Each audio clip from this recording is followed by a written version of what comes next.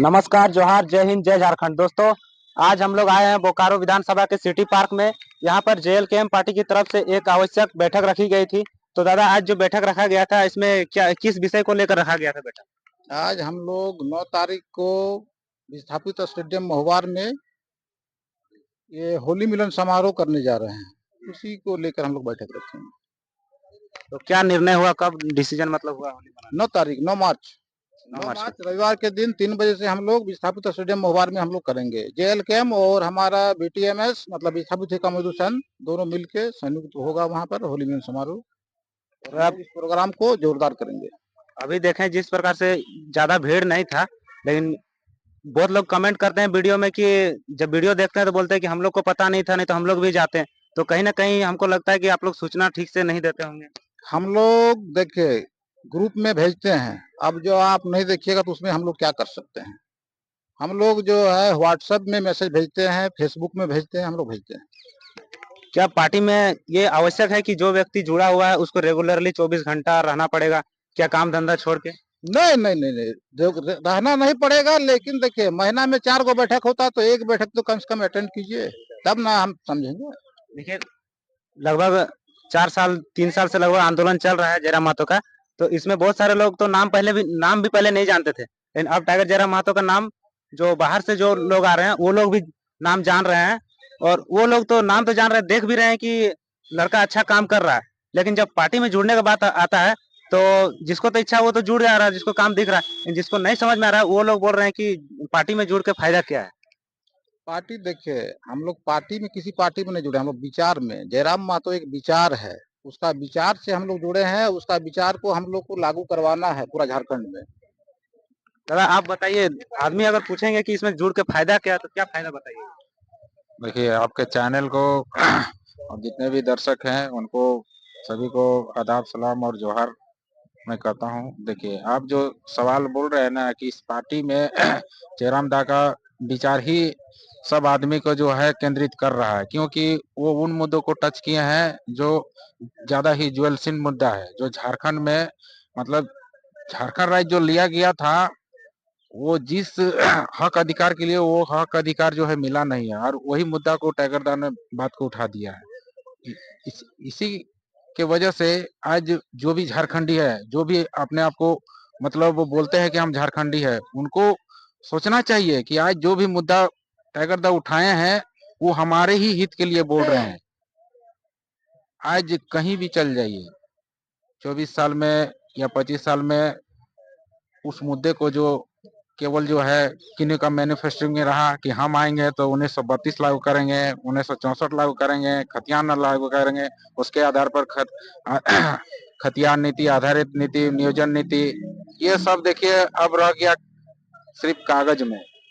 अभी हम वर्तमान सरकार से कहना चाहते हैं कि अभी देखिए, वो बोल के आए थे कि हमको इस बार आने दीजिए, आने के बाद जो हम लागू कर दे 1932-64 चाहे खतियान आधारित नियोजन नीति रहे, जो भी रहे हम लागू कर दे, तो लागू कीजिए ना भाई।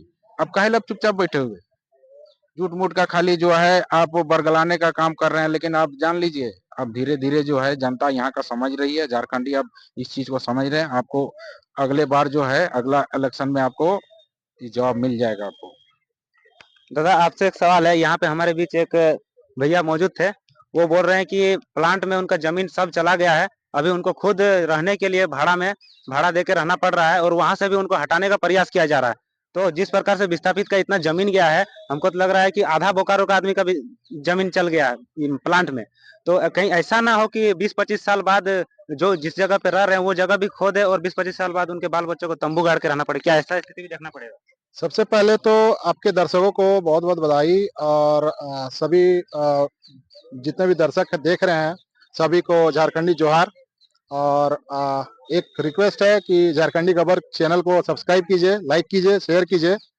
और आपने जो क्वेश्चन किया है बहुत अच्छा क्वेश्चन किया है कि जब बीएसएल आया था, बीएसएल हमारे लगता सन 1964 में बोकारो आई थी। अब बोकारो उस समय जब आई तब सभी घरों पे एक जांच किया गया कि किसके पास कितना जमीन है। सभी घरों में गए, सभी घरों में देखा गया कि कितना चूल्हा अलग अलग जलता है। जितना चूल्हा अलग अलग जलता है, सभी घरों से एक नौकरी का आवाज उठा कि एक नौकरी सभी को दिया जाए। और उस समय जितने भी 19 गांव और 64 मौजा 84 गांव थे, सभी गांवों में जमीन को लिया गया, अधिग्रहित किया गया और उस जमीन से जितना भी प्लांट अभी बैठा हुआ है उसका मुझे लगता है कि 70% भी एक्वायर नहीं किया गया है। 30 मतलब 50% जमीन का यूज किया गया, अभी भी 50% अभी भी बेकार पड़ा हुआ है। लेकिन बीएसएल आज क्या कर रहा है, जमीन तो ले लिया, लेकिन जमीन के नाम पे एक बार वन टाइम नौकरी दिया। वन टाइम नौकरी के बाद सभी लोग, कम से कम हमको लगता है जब जब बीएसएल आया था तो 1964 में तकरीबन तकरीबन मेरे को लगता है कि 60 साल से ऊपर हो गए, सभी कोई रिटायर कर गए। अब अगली पीढ़ी का क्या होगा, अगली पीढ़ी के लोग क्या करेंगे? अगली पीढ़ी का अगर बीएसएल का जो यहाँ पे एग्रीमेंट हुआ था, उस टाइम ये एग्रीमेंट हुआ था कि पीढ़ी दर पीढ़ी 4th ग्रेड का नौकरी यहाँ पे आरक्षित रहेगी। लेकिन आज के डेट में देखा जाए तो वो आरक्षित नहीं है।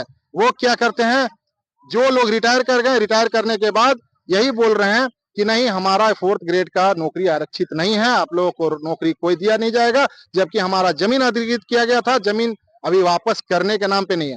अभी जो जमीन पे बीएसएल अभी जो अधिग्रहित नहीं किया हुआ है, मतलब जो जमीन पे बीएसएल नहीं बसा हुआ है और पहले से लेके रखा हुआ है, उसको भी वापस नहीं कर रहे हैं। क्यों नहीं कर रहे भाई? आपके अगर काम का वो जमीन नहीं है तो आप लौटा दे।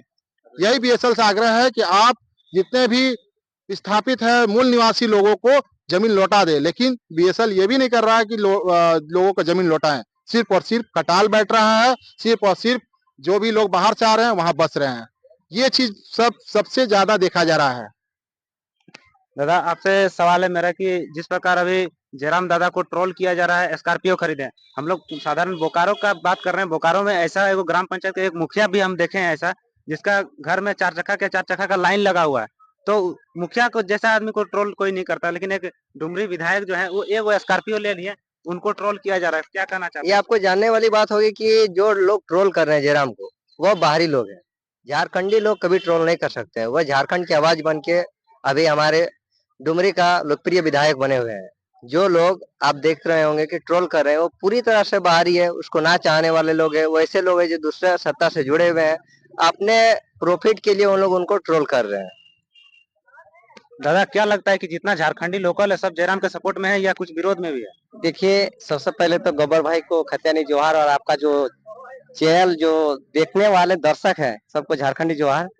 तो जितने भी हमारे झारखंडी भाई हैं, उस झारखंडी भाई को हम एक ही को संदेश देना चाहते हैं कि आज जो जयराम जी जो आवाज उठा रहे हैं, वो हम लोग का हक अधिकार के लिए ही उठा रहे हैं। और इसमें सबको सपोर्ट देना चाहिए था, पक्ष हो या विपक्ष का जितना भी नेता है, भले आप आईसू के कार्यकर्ता हो या बीजेपी के हो, लेकिन अंदर से सपोर्ट करना चाहिए, क्योंकि उसका भी बच्चा का भविष्य की बात है।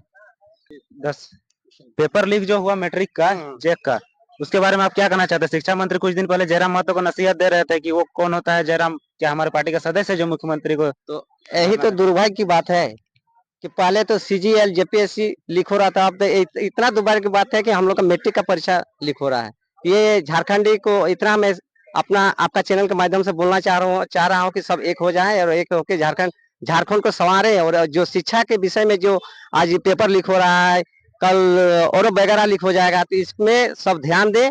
और जो मंत्री महोदय अभी बने हुए शिक्षा मंत्री, उनको भी धन्यवाद देना चाहते हैं कि ऐसा दोबारा ना हो।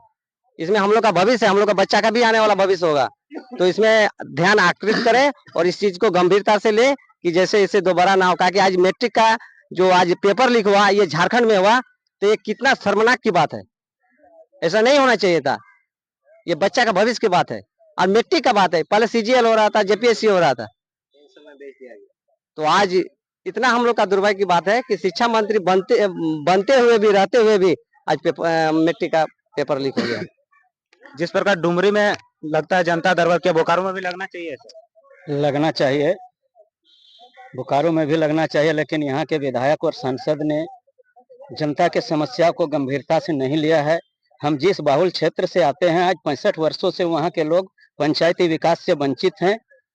कौन कौन पंचायत नाम बता दीजिए? ये पंचायत वहाँ पर आगे के जो मंत्री थे उसमें 6 पंचायत था, जिसमें 6 पंचायत में सीमांकन करके सिर्फ वोट लेने का काम किया है। चुनाव में सिर्फ एजेंडा बनाकर वहां के लोगों से सिर्फ वोट लिया है।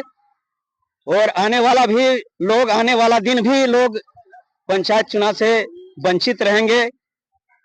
यहाँ के लोग सिर्फ उस 19 गांव के लोगों को वोट के रूप में इस्तेमाल किया है।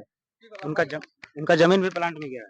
हाँ, विस्थापित के करीब करीब 34,000 एकड़ जमीन बोकारो कारखाना में लिया है और अभी भी उत्तरी क्षेत्र में 7300 एकड़ जमीन अभी भी वंचित है, जिनमें आगे बार मुख्यमंत्री हेमंत सोरेन ने पहले बोला था कि हम सरप्लस जमीन बोकारो कारखाने को मैनेजमेंट को अवगत किया था कि अगर वो काम आप नहीं कर पाते हैं उस जगह पर, काम अगर विस्तारीकरण नहीं करते हैं तो सरप्लस जमीन रैयतों को वापस कर दिया जाए। जयराम दा नोटिस जारी कर दिए थे कि फलना फलना विधानसभा में ये लोग दरबार लगाएंगे, जनता दरबार लगाएंगे, लेकिन बोकारो में अभी तक शुरू भी हुआ कि नहीं? देखिए इसके लिए आप लोग कोई पहल कर रहे हैं कि नहीं? देखिए हम लोग भी पहल में लगे हुए हैं और हम लोग भी चाहते हैं कि यहाँ का जो भी मतलब प्रत्याशित है उनको तो ये सब पे ध्यान देना चाहिए था और हम लोग तो मतलब एक सक्रिय सदस्य है एक क्षेत्र का। हम लोग भी चाहते हैं कि इधर जनता दरबार लगे और चारों ओर जो है मतलब जनता का बात सुना जाए, ताकि इससे जो है हमारा यहाँ का जनता जो है काफी पीड़ित है, काफी दुखी है, उससे जो है उनका सलूशन निकला जाए। इसीलिए दादा ने भी जो ये सब जनता दरबार लगाने के लिए कहा है, बहुत सही की बात रखे हैं। हम लोग भी चाहते हैं कि यहाँ पर लगे, लेकिन टाइगर दास को हम लोग एक ठो बात कहना चाहते हैं, उनसे एक रिक्वेस्ट करना चाहते हैं कि हम लोग बोकारो क्षेत्र में हम लोग किसी को भार थोड़ा सा दे दीजिए, ताकि जो है जनता दरबार हम लोग को लगाने में आसानी हो, ताकि कांटेक्ट भी आपसे हम लोग का डायरेक्ट हो। हम लोग किसी प्रकार का कोई भी चीज में आता है, कोई भी जनता और बात यदि रखता है तो उसको जो हम लोग सॉल्व कर सकें।